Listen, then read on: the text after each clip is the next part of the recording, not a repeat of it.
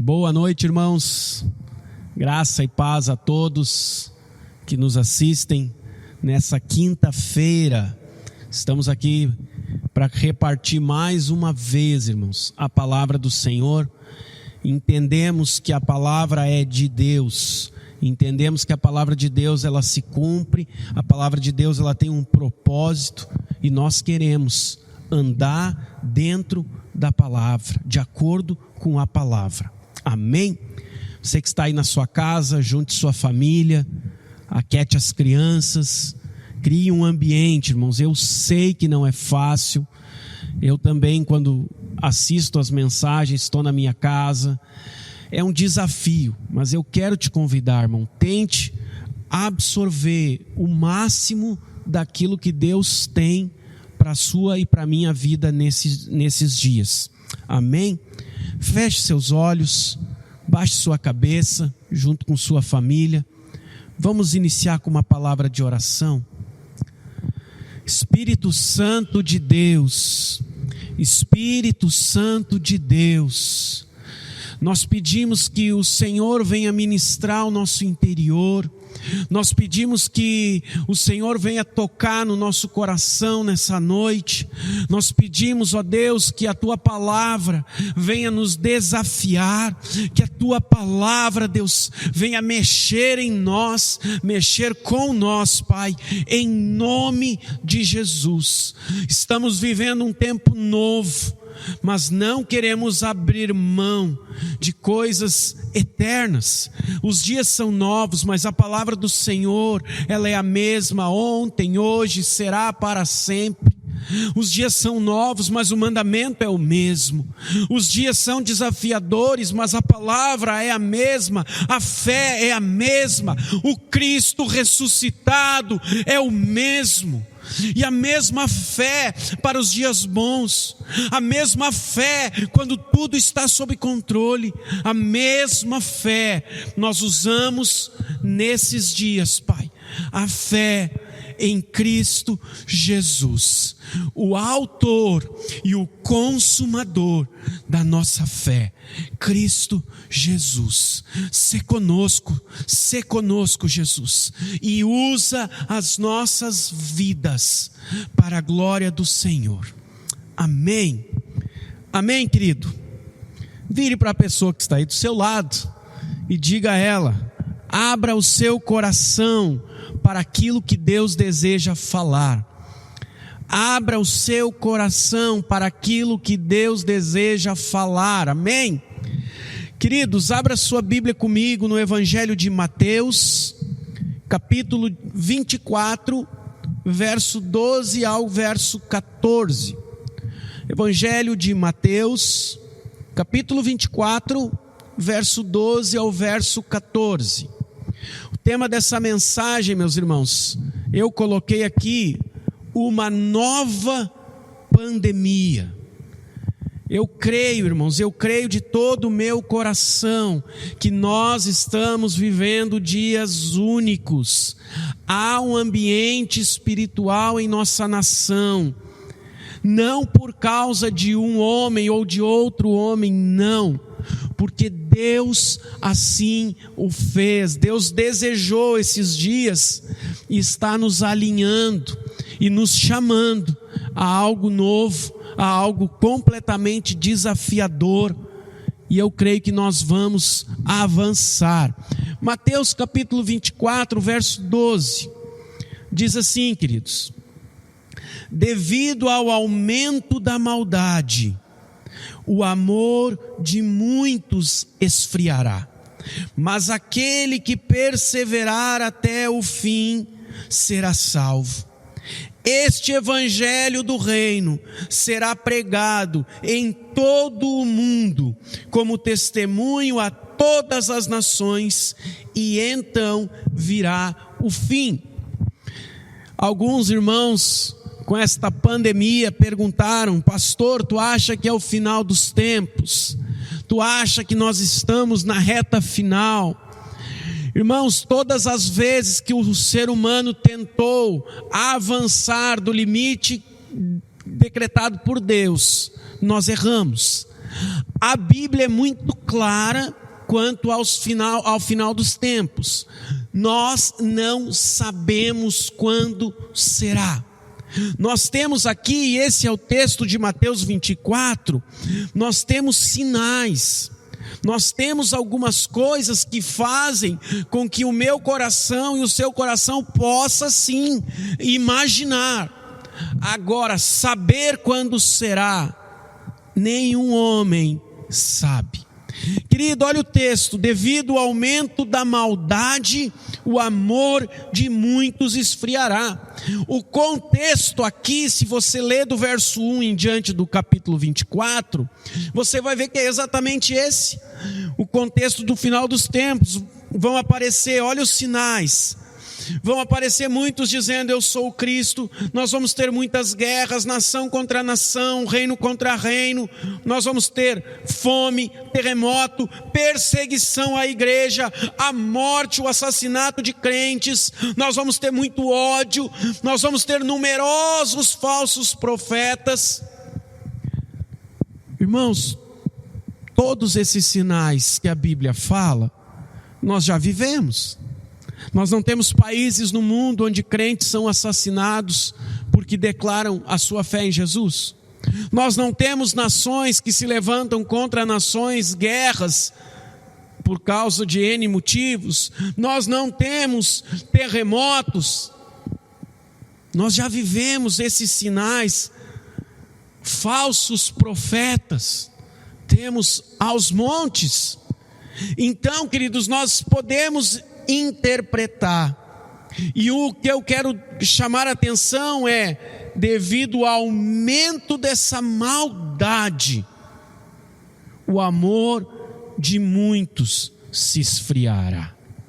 Queridos, o aumento da maldade humana é algo muito real.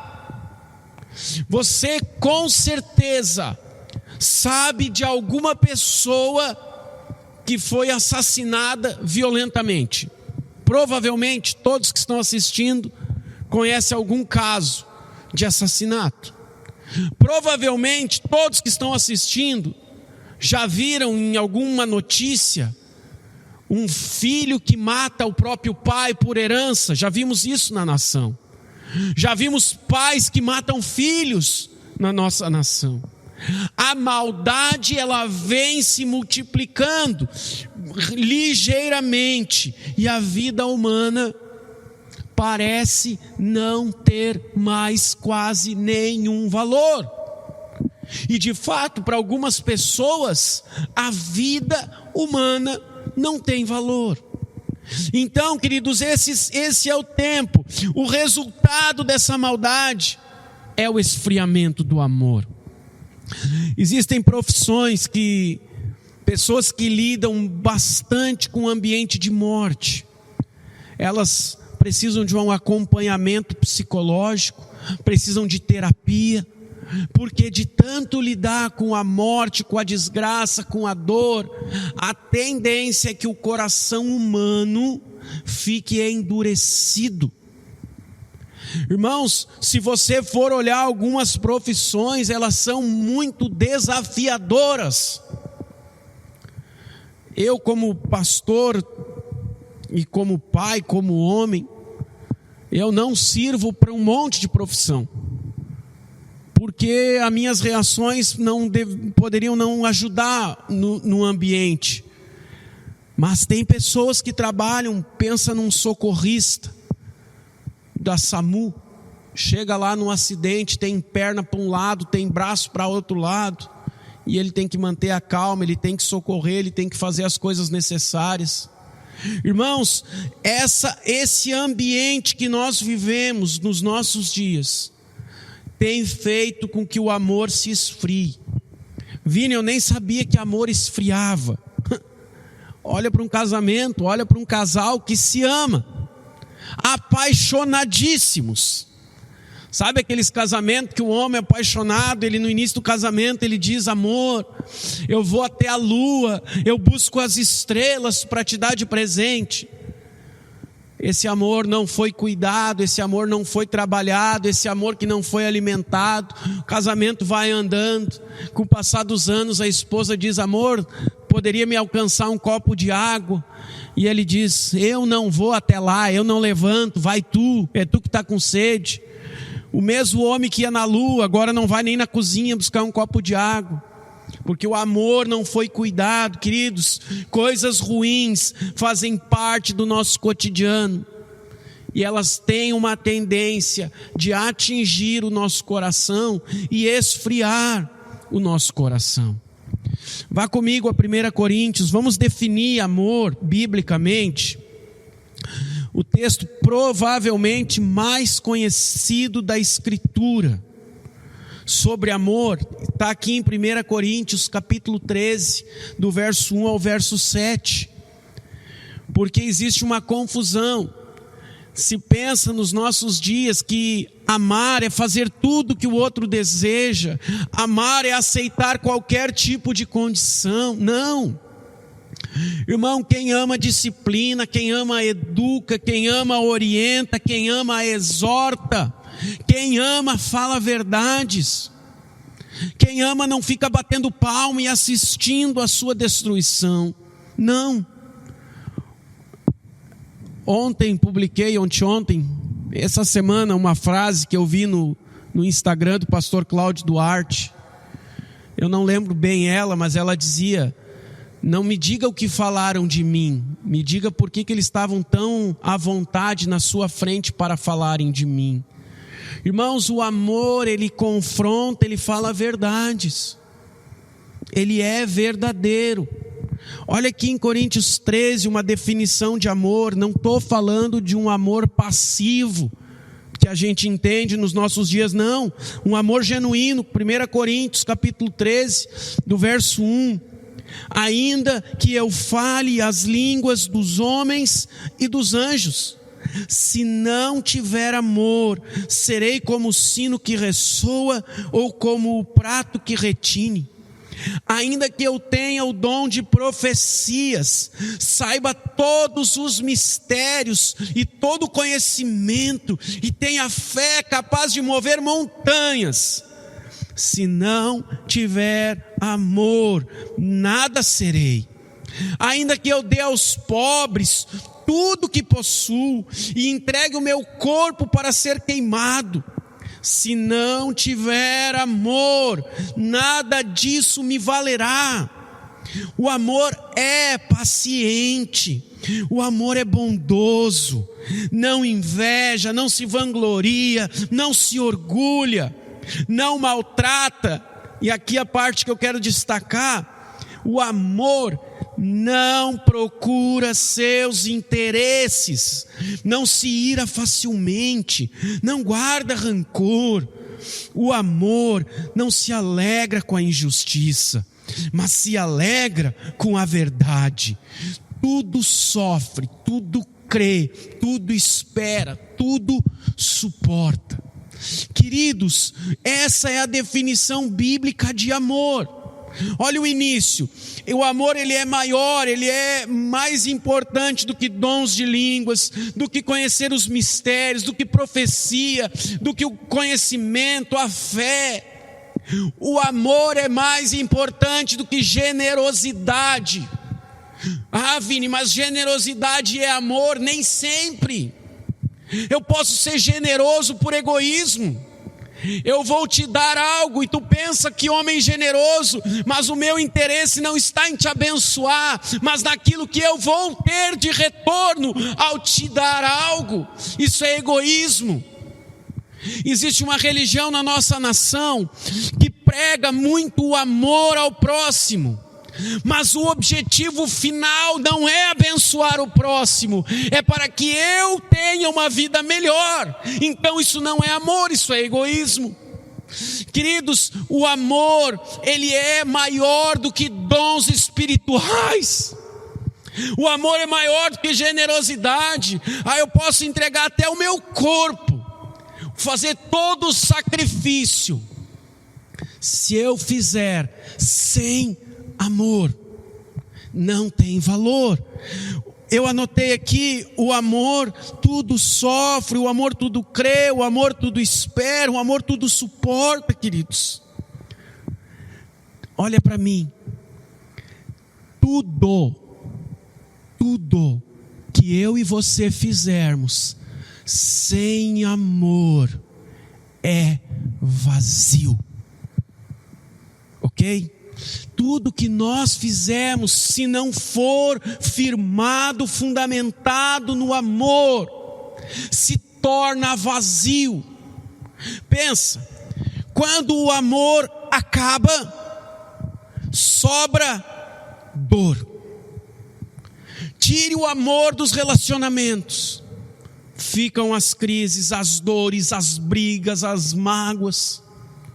Quando o amor acaba, na falta do amor sobrará dor. Irmãos, o amor é a base da vida cristã.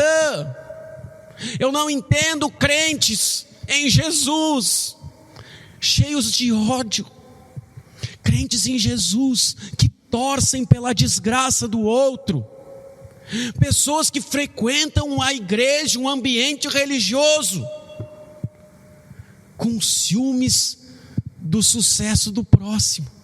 O irmão chega de carro novo, mostra, em vez do outro se alegrar, bate ciúme, inveja. Mas que bata esse carro de uma vez. Acho que vão até te roubar, hein? Cuidado, abre teu olho. Esse carro aí que tu comprou, muito visado para roubo aqui na cidade. Tu não devia ter comprado. Que isso, irmãos? Que isso? O amor é a base, o amor é o fundamento da vida cristã. O amor, quando Jesus foi questionado, olha como ele conduziu. Vá comigo a Lucas, capítulo 10.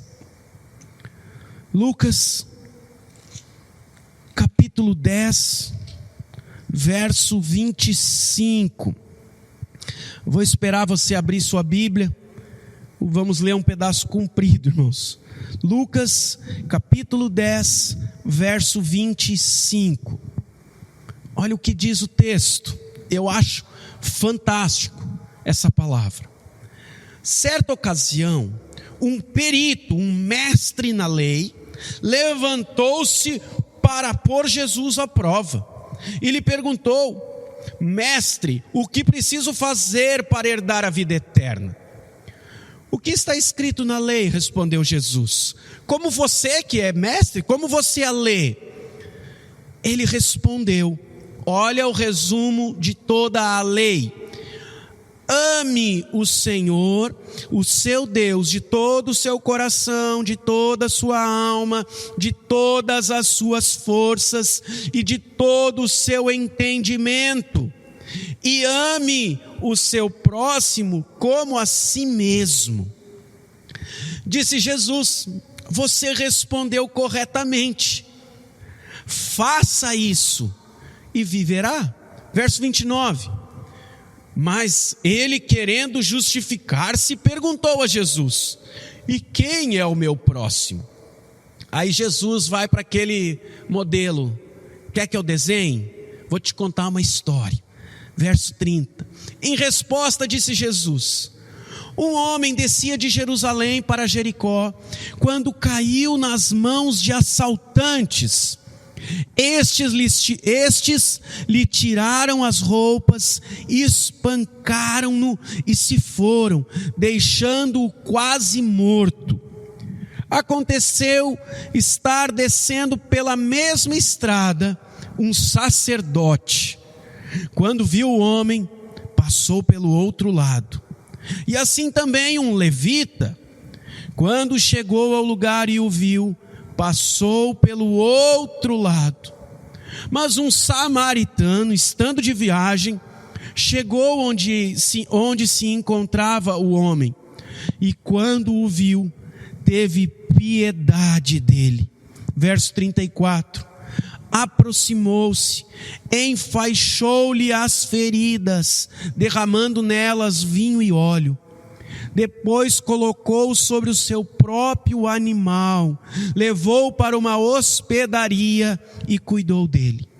No dia seguinte, deu 2 denários ao hospedeiro e lhe disse: cuide dele, quando eu voltar, pagarei todas as despesas que você tiver. Verso 36. Qual destes 3 você acha que foi o próximo do homem que caiu nas mãos dos assaltantes? Aquele que teve misericórdia dele, respondeu o perito na lei. Jesus lhe disse: vá e faça o mesmo. Queridos, o que está acontecendo aqui? O resumo da vida cristã, esse perito, esse mestre na lei, vai tentar questionar Jesus.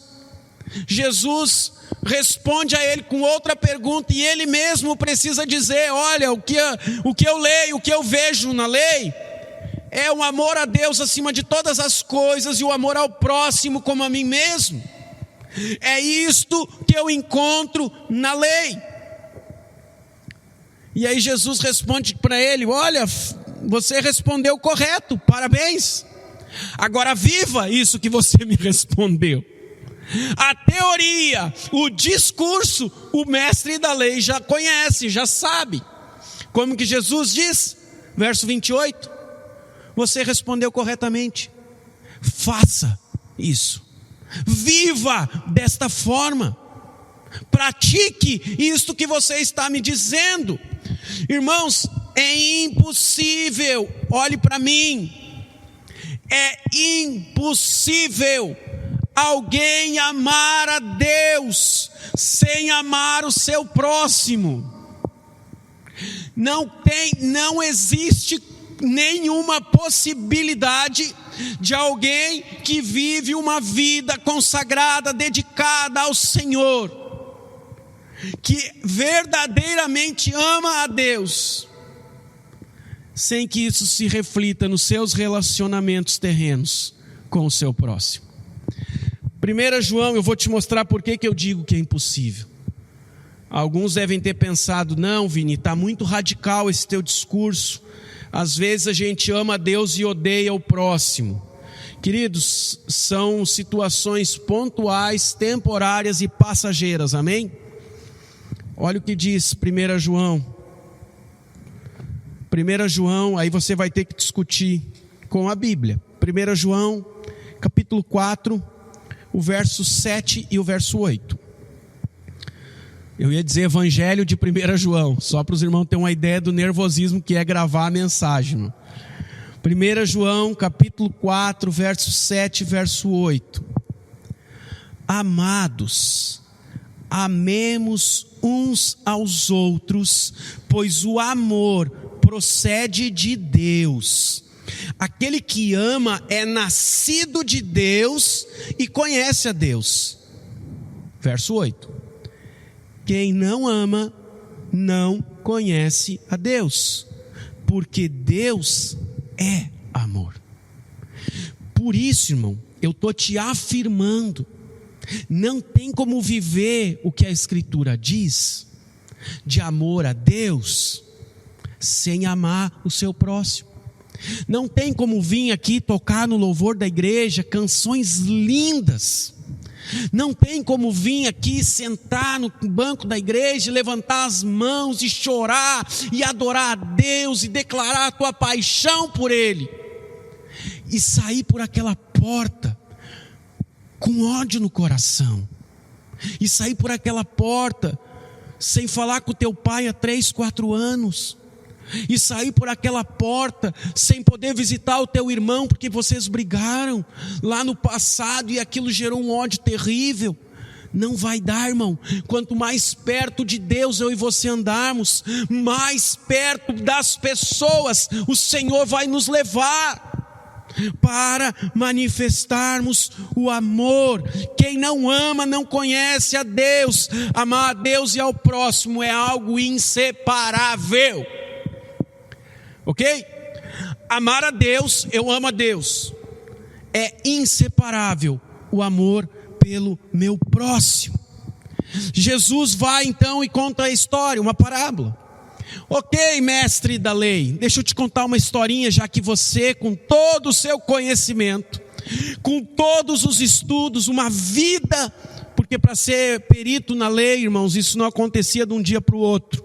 Havia uma vida de dedicação, uma vida de estudos, com toda a tua vida de estudos. Tu ainda não conseguiu descobrir quem é o teu próximo, eu vou te contar uma história. E nessa história, o Senhor Jesus, Ele coloca primeiro um sacerdote, um líder religioso, alguém que tinha um cargo dentro de uma instituição religiosa. Irmãos, a tradução melhor para o sacerdote, para os nossos dias, seria um pastor. Pega aí um apóstolo do nosso tempo, um pastor de igreja grande do nosso tempo. Esse cara, esse sacerdote, um líder religioso. O outro é o levita. O levita era um funcionário do templo. O levita era um homem que vivia também dedicado exclusivamente ao trabalho religioso da época. Tu pega esses dois ícones da religião. Esses dois homens conheciam toda a teoria sobre o amor. Esses dois homens viviam num ambiente onde o discurso de amor era conhecido. Tanto que ele mesmo resume. Mas esses dois homens, nesta ocasião, ficaram apenas com um discurso de amor. Não praticaram o amor. Aí vem um samaritano. Irmãos, Jesus é tremendo. O samaritano era considerado pelos judeus um povo de segunda classe. Aí vem esse samaritano, um homem inferior. Ele era considerado um herege religioso, era considerado um pagão. Um comentário bíblico diz que os judeus consideravam os samaritanos nos dias de Jesus como bárbaros selvagens. Um samaritano iletrado, um homem bruto, um homem sem um pingo de condições intelectuais para a sua época. Esse é o homem que vem e é o único que socorre. Queridão, olha para mim. O amor nunca esteve associado a uma religião. Queridos, o amor nunca esteve preso, ligado, associado à religião. A religião pode até ter um discurso, mas religião não tem prática de amor. O que está acontecendo? O único que teve piedade foi aquele que não era o religioso. O único que teve compaixão. E a palavra grega que está traduzida aqui, ela tem o significado de intestinos. Irmãos, no tempo aqui bíblico se acreditava que os intestinos eram a sede das emoções. Quando fala que ele teve piedade, é a ideia que aquilo tocou os seus intestinos, que eram a sede das suas emoções. Eu conheci um pastor que traduziu a Bíblia para o Caingangue, pastor Caichô, um homem de Deus que tem dedicado sua vida inteira. Seu pai veio um missionário da Alemanha, se mudou para o interior do Paraná. Caichô já nasceu nesse contexto missionário e tem dedicado toda a sua vida. E ele nos contando então na tradução da Bíblia para o Caingangue, eles tiveram um problema, porque não tem como dizer, eis que estou à porta e bato, se alguém abrir a porta do seu coração, eu entrarei, eu cearei com ele. Não tem como pegar textos bíblicos que falam do coração para um Caingangue, porque para o Caingangue, para um índio Caingangue, a emoção está no estômago. Então eles traduziram a escritura e eles falam para os índios abrirem o seu estômago para Jesus. Para nós isso é uma loucura, irmãos. Mas a realidade, o que o Senhor deseja comunicar é isso. Aqui toda a sede das emoções daquele samaritano foram tocadas pela necessidade de um homem caído à beira da estrada. Um homem, queridos, desconhecido, um homem estranho, um homem que ele não tinha vínculo nenhum. Um dos meus comentários bíblicos sugerem que seria um judeu, pelo fato de estar entre Jerusalém e Jericó. Então um homem até provavelmente que não gostava do samaritano. O samaritano diz: não, isso não tem a ver com uma religião, isso não tem a ver com a minha cultura, isso não tem a ver com coisa alguma. É um homem espancado à beira do caminho, necessitando de ajuda. Queridos, todo amor genuíno torna-se visível em atitudes práticas que nós temos. Uma vez ouvi um pastor pregando, ministrando, e ele disse que o Deus invisível, ele era visto pelo mundo através do amor de seu povo.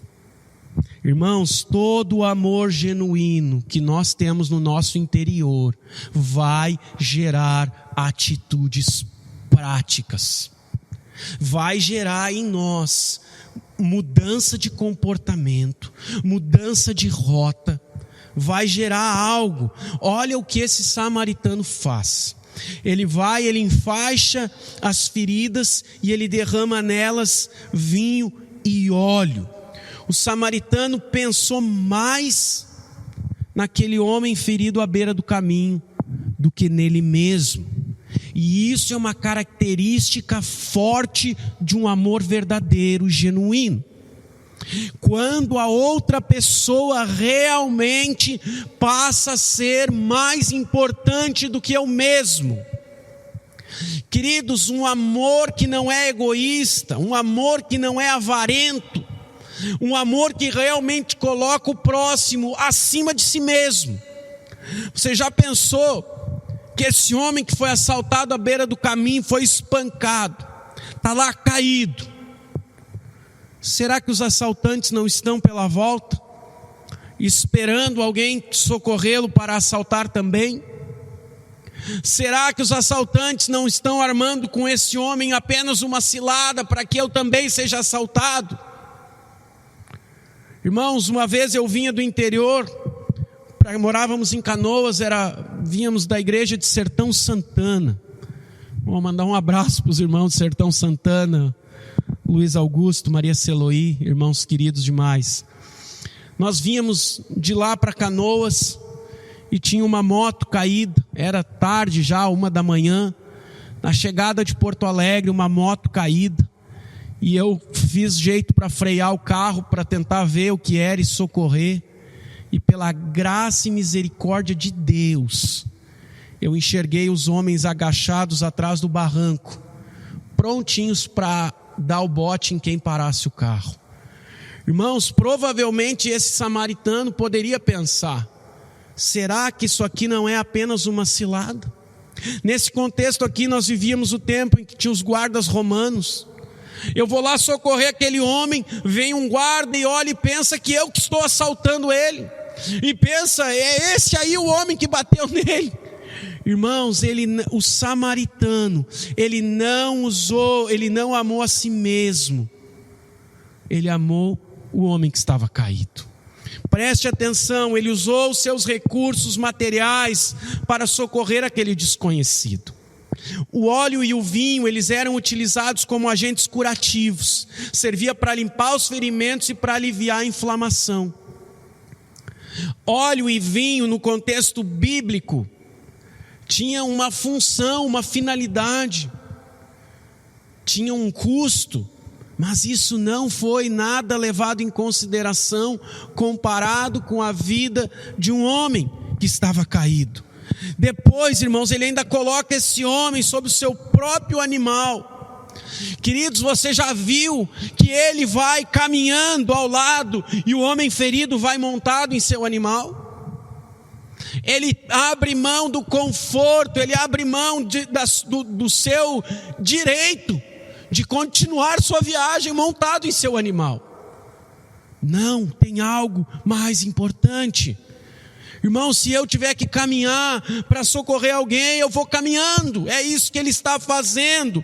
E o amor não pensa em seu conforto.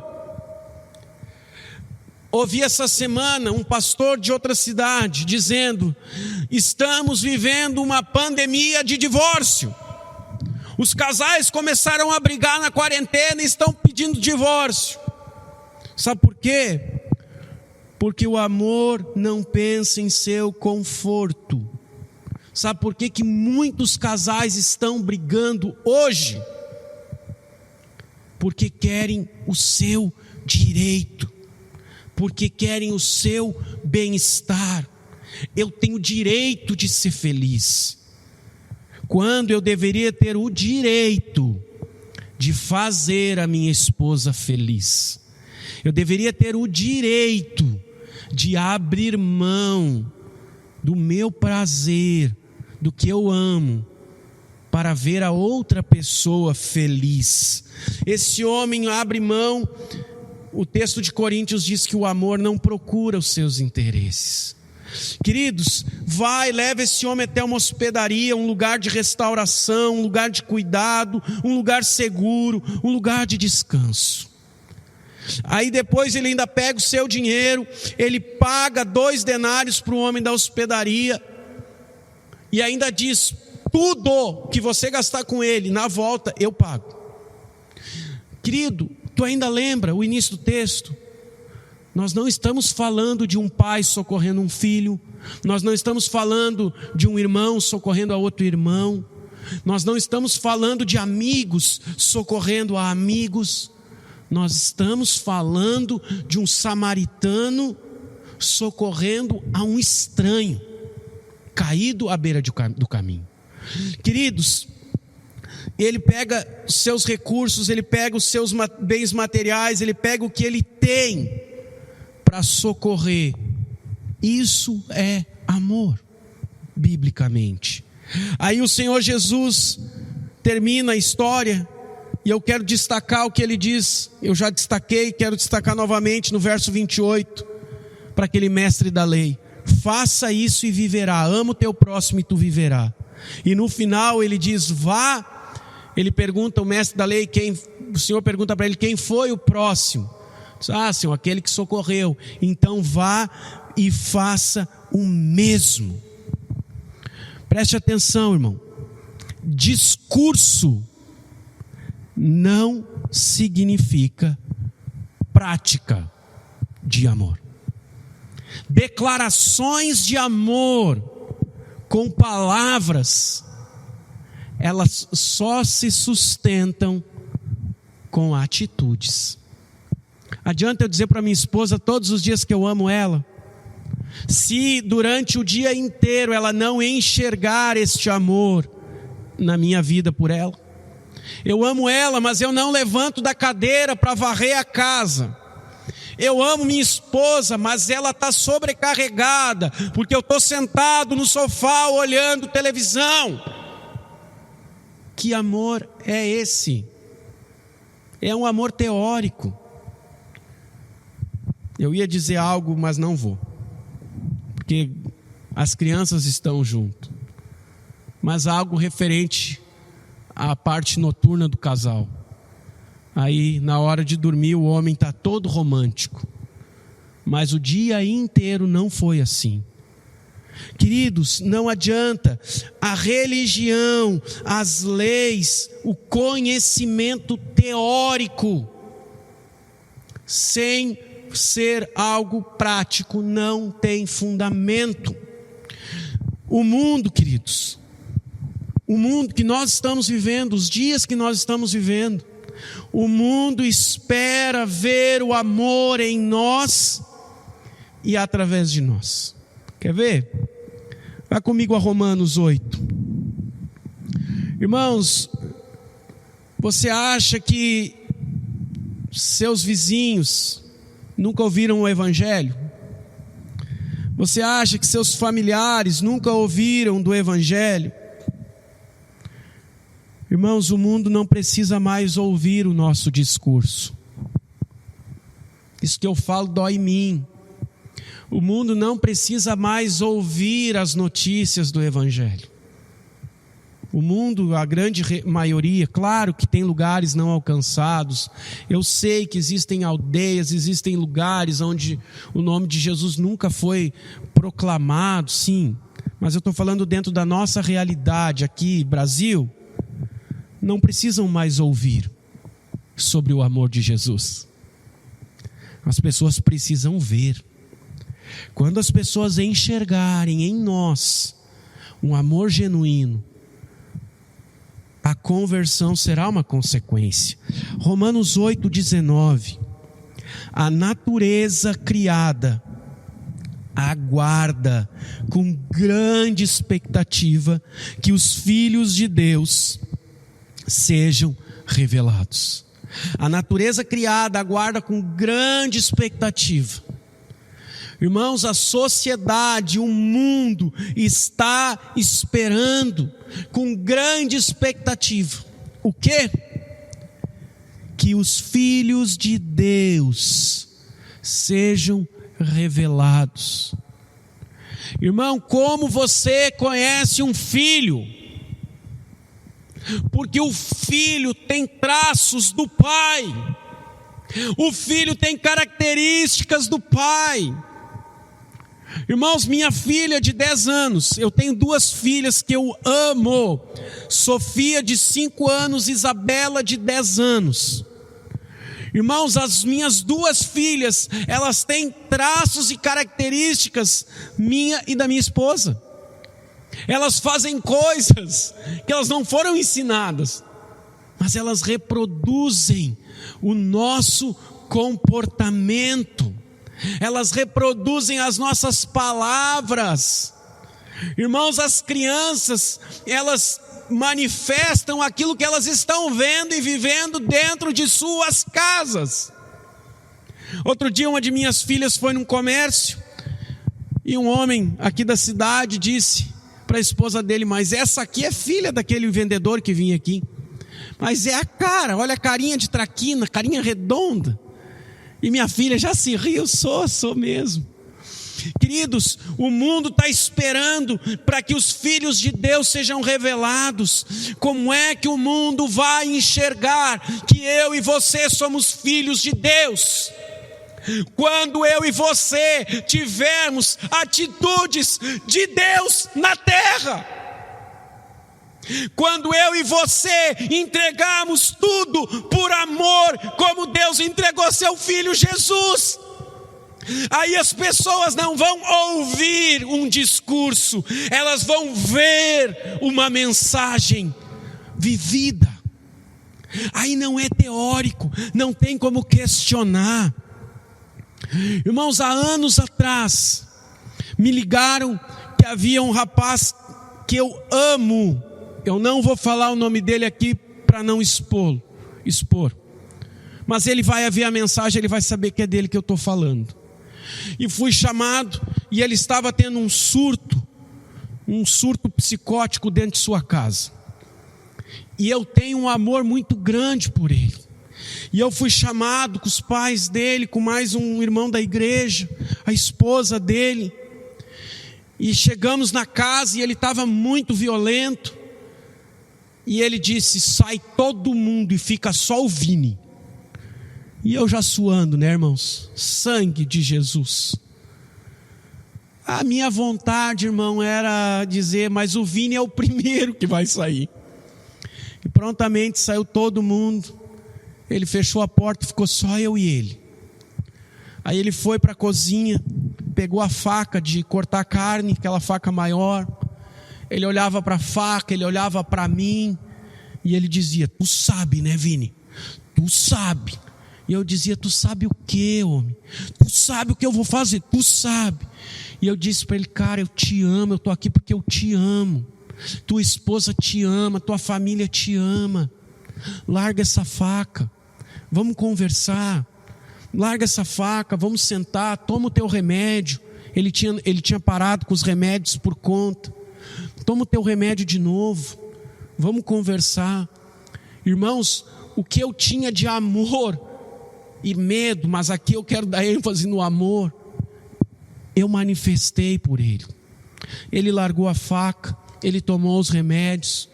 No final ele me olhou e disse: ô Vini, vamos pedir um X? Digo: glória a Deus, vamos.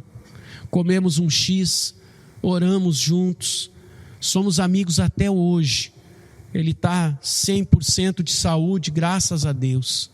Queridos, o amor, se fosse um discurso, tu foge. O amor que é apenas teórico, tu não te expõe, tu não corre nenhum risco. Agora o amor que é genuíno, ele vai se envolver com a dor daquele que sofre. Eu fui com esse menino ao médico muitas vezes. Menino, é um homem. Muitas vezes nós fomos juntos ao médico. Eu levava ele, entrei em consultas com ele. Eu me envolvi com o problema dele só porque eu amava ele. Um dia fomos visitar ele numa folga e ele disse: por que vocês estão aqui? Hoje é segunda, vocês têm que estar de folga. E aí o outro pastor que estava comigo disse que na segunda-feira eu visito os meus amigos. E aí ele se desarmou todo. Irmãos, o amor precisa ser manifestado. E nesses dias que nós estamos vivendo, preste atenção, a sociedade está caída na beira da estrada. Entenda. Essa semana em Santo Antônio da Patrulha, fecharam uma fábrica, 400 pessoas ficaram desempregadas. Nessa fábrica tinham famílias que trabalhavam o pai, a mulher e o filho. 400 famílias que perdem o emprego de um dia para o outro. Assim tem acontecido em muitos lugares. Irmãos, agora é a hora da igreja. Nesses dias nós podemos ser o socorro. A nova pandemia, o novo vírus que eu quero te convidar a espalhar, é o vírus do amor sem interesse, é o vírus do amor sem egoísmo, é o vírus do amor, querido. Ame aquele que não tem nada para te dar, ame aquele que não tem nada para te oferecer. Esses são os dias que nós vamos ter muitas oportunidades de amar. Tem pessoas com uma condição financeira muito boa no país. Agora é a hora, querido, de ser generoso. Tem pessoas muito pobres no país. Agora é a hora de dividir o pouquinho que você tem. Irmão, agora é a hora da igreja manifestar o amor. Irmãos, na beira do caminho você vai encontrar hoje pessoas com necessidades físicas, com necessidades emocionais, com necessidades espirituais. Pessoas que estão dentro de casa já há muitos dias, ligam e choram no telefone. Eu só queria conversar. Necessidades emocionais. E eu e você, a igreja de Cristo, é a resposta do amor de Deus para os nossos dias. A sociedade sem Deus, ela espera o amor que será liberado da igreja. Irmãos, a igreja nunca foi um lugar para tirar algo de pessoas. A igreja nunca foi um lugar para ficar rico. Assim como tem um bando de pastor picareta no nosso país, tem um bando de crente picareta pagando esses pastores. Isso nunca teve a ver com o amor de Jesus. Queridos, o amor de Jesus, ele é manifestado através da sua verdadeira igreja. Quando nós olhamos para uma necessidade e o nosso coração se enche de compaixão. Quando nós olhamos para o necessitado e o nosso coração se enche de compaixão. Eu quero encerrar, queridos, lendo um texto. Com ele eu encerro. Não vou pregar nada sobre o texto. Esse texto eu quero apenas ler. E com ele eu quero encerrar. Preste atenção, ele é muito claro. Evangelho de Mateus, capítulo 25. Abre sua Bíblia ou no seu smartphone, sei lá o nome aí. Mateus 25, do verso 31 ao verso 45. Quando o Filho do Homem vier em sua glória, com todos os anjos, ele se assentará em seu trono na glória celestial. Todas as nações serão reunidas diante dele, e ele separará umas das outras, como o pastor separa as ovelhas dos bodes. E colocará as ovelhas à sua direita e os bodes à sua esquerda. Verso 34. Então o rei dirá aos que estiverem à sua direita: venham, benditos de meu Pai, recebam como herança o reino que foi preparado para vocês desde a criação do mundo. Verso 35. Pois eu tive fome e vocês me deram de comer. Tive sede e vocês me deram de beber. Fui estrangeiro e vocês me acolheram. Necessitei de roupas e vocês me vestiram. Estive enfermo e vocês cuidaram de mim. Estive preso e vocês me visitaram. Então os justos lhe responderão: Senhor, quando te vimos com fome e te demos de comer? Ou com sede e te demos de beber? Quando te vimos como um estrangeiro e te acolhemos? Ou um necessitado de roupas e te vestimos? Quando te vimos enfermo ou preso e fomos te visitar? Verso 40. O rei responderá: digo a verdade, o que vocês fizeram a algum dos meus menores irmãos, a mim o fizeram. Então ele dirá aos que estiverem à sua esquerda: malditos, apartem-se de mim para o fogo eterno, preparado para o diabo e os seus anjos. Pois eu tive fome e vocês não me deram de comer, tive sede, nada me deram para beber, fui estrangeiro e vocês não me acolheram, necessitei de roupas e vocês não me vestiram, estive enfermo e preso e vocês não me visitaram. Eles também responderão: Senhor, quando te vimos com fome, ou com sede, ou estrangeiro, ou necessitado de roupa, ou enfermo, ou preso, e não te ajudamos? E ele responderá: digo a verdade, o que vocês deixaram de fazer a alguns destes mais pequeninos, também a mim deixaram de fazê-lo. E estes irão para o castigo eterno, mas os justos para a vida eterna. Amém, querido? Feche seus olhos, curve sua cabeça.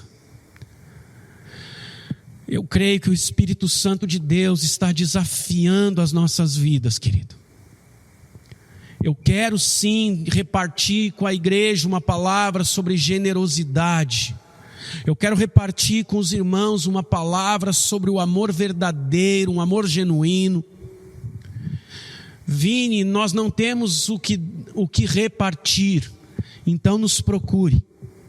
Se você está na sua casa, você que é da igreja, você que é uma pessoa que participa conosco aqui, está assistindo essa mensagem, e você está passando algum tipo de necessidade, eu te peço, por favor, nos procure.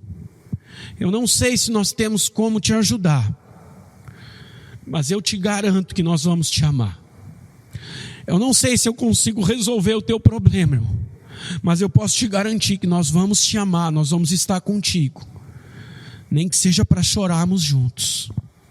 Espírito Santo de Deus, levanta a tua igreja nesses dias.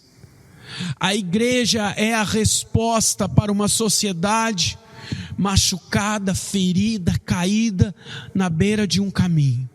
A igreja não uma religião, não uma instituição, não um homem, mas a noiva de Cristo conforme a palavra, o povo de Deus nessa terra, é a resposta para as necessidades daqueles que sofrem. Eu creio que o Senhor está levantando a igreja nesses dias, para ser socorro, para aquele que tem suas necessidades, Pai. Eu te peço, Espírito Santo, batiza-nos com um verdadeiro amor pelo próximo. Eu te peço, Espírito Santo, batiza-nos com amor sobrenatural pelo Senhor. Uma paixão tão grande por tua palavra, por tua presença, por teu Espírito, que vai nos levar a uma atitude poderosa de amor. Um amor que lança fora o medo, um amor que rompe cadeias, um amor que destrói fortalezas do inimigo, um amor que constrange, um amor que liberta, um amor que renova, o amor de Cristo Jesus. Enche-nos do teu amor e usa-nos como tu quiseres, Senhor, nesses dias, em nome de Jesus, amém. Querido, que Deus te abençoe e te guarde, que Deus capacite sua vida, que você possa viver para Ele e fazer a vontade dEle, amém? Uma abençoada semana, resto de semana, fim de semana a todos, em nome de Jesus. Não perca toda a quinta, todo o domingo, os cultos através da nossa página no YouTube. Nem sei dizer o troço direito, né, irmão? É grosso, é brabo, né? É no YouTube mesmo esse trem aí, tá bom? Te inscreve no canal, dá um like, que eu não sei para que serve, mas que tem que dar. Dá um like, mesmo que tu não gostou, curte lá para nos ajudar por misericórdia, por amor ao ministério que o Senhor tem aqui na cidade, tá bom? Deus te abençoe em nome de Jesus. Amém.